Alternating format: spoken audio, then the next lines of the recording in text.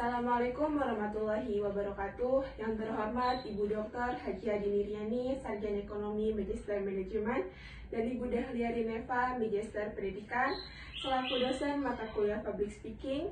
Dan hadirin yang saya hormati, selamat siang semuanya. Sebelumnya izinkan saya untuk memperkenalkan diri. Perkenalkan, saya Sofina Bila Isna dengan nomor pokok 215020039 dari Program Studi Pendidikan Ekonomi Fakultas Keguruan dan Ilmu Pendidikan Universitas Pasundan. Pertama-tama, marilah kita panjatkan puji dan syukur atas kehadirat Allah Subhanahu wa Ta'ala atas segala nikmat dan karunia-Nya.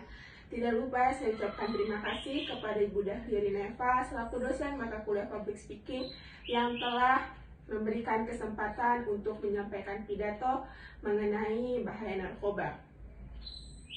Hadirin yang saya hormati, narkoba merupakan singkatan dari narkotika, psikotropika, dan obat-obatan terlarang. Narkoba memiliki manfaat sekaligus merusak kesehatan. Narkoba memiliki beberapa jenis obat-obatan yang dapat digunakan dalam proses pengobatan karena memiliki efek yang menenangkan. Namun jika digunakan dalam dosis yang berlebihan akan menimbulkan kecanduan. Penyalahguna narkoba ini mulanya karena si pemakai merasakan efek yang menyenangkan. Penyalahgunaan narkoba memiliki efek serta dampak negatif bagi pemakainya. Penyalahgunaan narkoba memiliki dampak yang sangat besar bagi kesehatan fisik, mental, dan emosional. Jenis narkoba menurut Undang-Undang tentang Narkotika yang memiliki resiko tinggi menimbulkan kecanduan yaitu narkotika golongan 1 seperti ganja, opium, dan tanaman koka.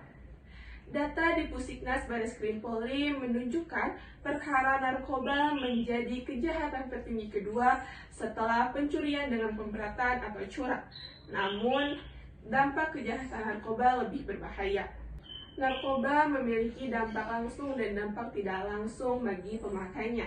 Dampak langsung dari penyalahgunaan narkoba yang dapat dirasakan oleh tubuh manusia berupa gangguan pada jantung yang mengakibatkan infeksi akut otot jantung dan gangguan peredaran darah.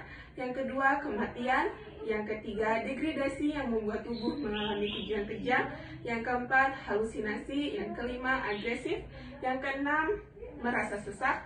Yang ketujuh, pernapasan tidak berjalan baik. Yang kedelapan, mudah lelah. Yang kesembilan, hilang ingatan. Dan yang terakhir, penyakit menular lainnya seperti HIV/AIDS. Sasaran dari pengedar narkoba biasanya kalangan generasi muda, karena mereka memiliki tingkat rasa keingintahuan yang tinggi, sehingga tidak sedikit kalangan generasi muda yang pernah mencoba menggunakan narkoba.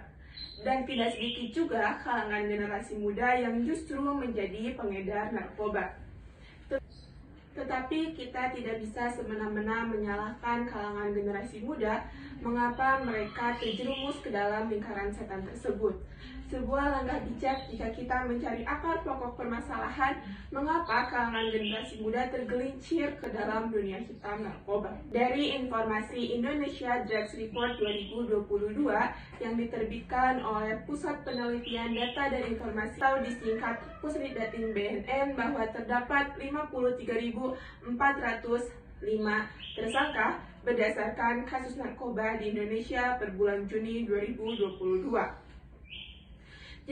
Jenis narkoba yang paling banyak digunakan yaitu jenis sabu yang mencapai 22.950 kasus dan 43.804 tersangka, kemudian disusul oleh jenis ganja yang mencapai 2.105 kasus dan 3.690 tersangka. Wilayah di Indonesia yang memiliki tingkat darurat narkoba tertinggi berada di wilayah Sumatera Utara dengan total kasus 6.077 kasus. Sedangkan Jawa Barat sendiri berada di posisi keempat tertinggi dengan total kasus 2.570 kasus. Efek dari penyalahguna narkoba tidak hanya dirasakan jangka pendek, tetapi dirasakan juga jangka panjang. Selain merusak kesehatan tubuh, menggunakan narkoba sama dengan kita mempersiapkan masa depan kita yang kelam.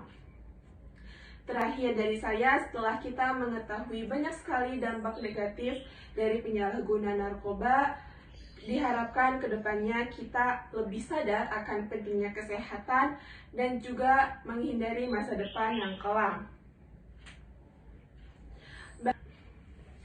Bahaya narkoba hingga menjadi kecanduan memang bisa disembuhkan, namun akan lebih baik jika kita menghindari atau menghentikan pengonsumsian narkoba sesegera mungkin.